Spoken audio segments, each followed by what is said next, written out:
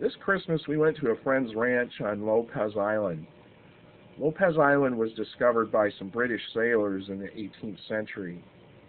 Today, it's mostly a summer getaway for people who live in Seattle. The first thing Greg did when we arrived was call around for a new stove element so we could bake cookies and other stuff. Hobbie Horse was on the move this holiday, and this was very exciting. Hobbie Horse is very handsome and has red pegs for the children to hold as they ride. When Hobbie Horse saw us through the windows, he began to run up and down the side yard. He proudly strode past the front window of the farmhouse. What a sight! Afterward, he hit an even stride for the road out front. Hobbie Horse came to the edge of the property. The neighbors didn't like Hobbie Horse and had mentioned in the past that they'd shoot him if he crossed the property line.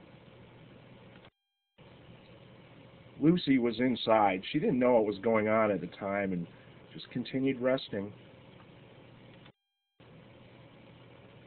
Hobbie Horse left the property line and dashed across the road without looking. He was consequently struck by a passing vehicle. I walked over and took a picture of Hobbie Horse lying in the road. At the time, Mary was inside doing a jigsaw puzzle.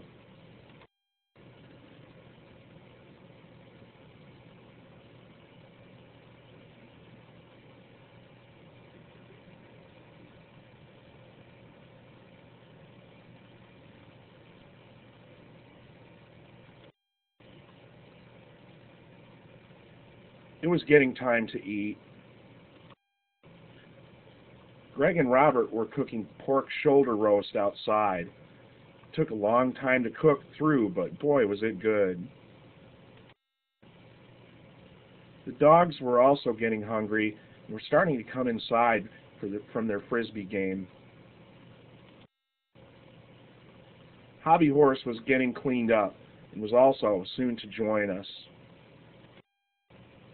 In he bounded through the back door. Paul and Grinnell were not amused. They hated Hobbie Horse and everything that he stood for.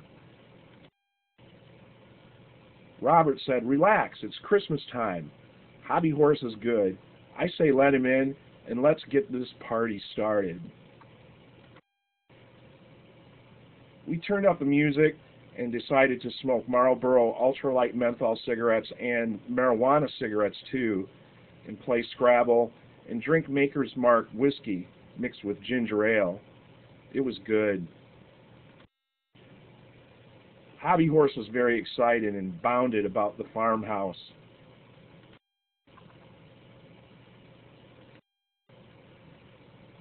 Crescent smoked marijuana cigarettes and watched Hobbie Horse make a pass by the fireplace.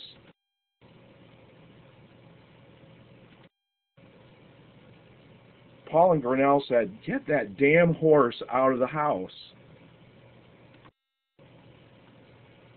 Sabrina said, "Fuck that. With Hobbie Horse in the house, this party is tore up from the floor up and he's staying." Then she called Grinnell and Paul bitches.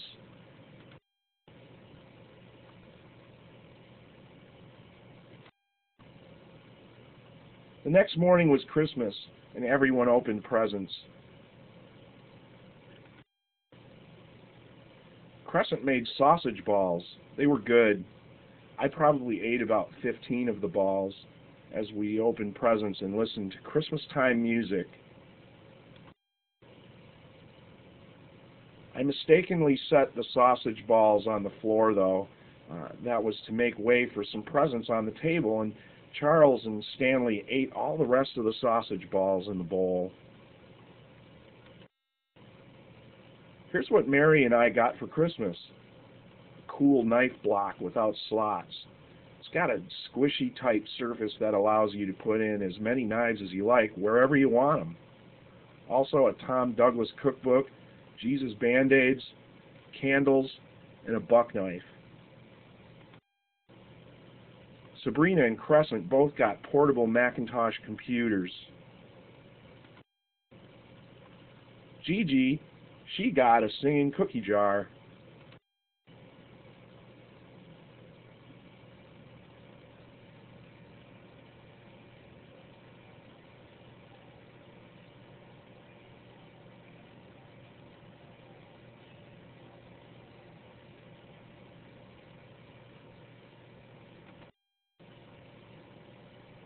Paul was still mad about Hobby Horse staying inside, so he went to the beach to get away from him and said, "I'm not coming back until that horse is outside."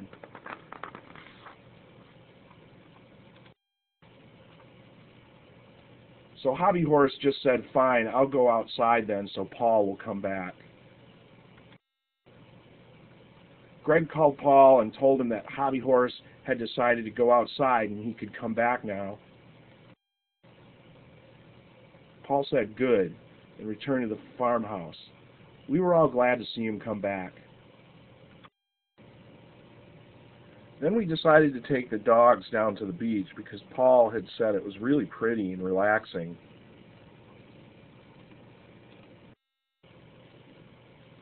It was pretty cool and really windy. On the way back, I found a baby shoe on the road and put it in a conspicuous place so if someone came looking for it, they might see it. It was now the late afternoon, and Mary and I had to get to the ferry. Lopez Island is a great place to spend Christmas time with some of your best friends, and you should do it someday. We'll definitely go again.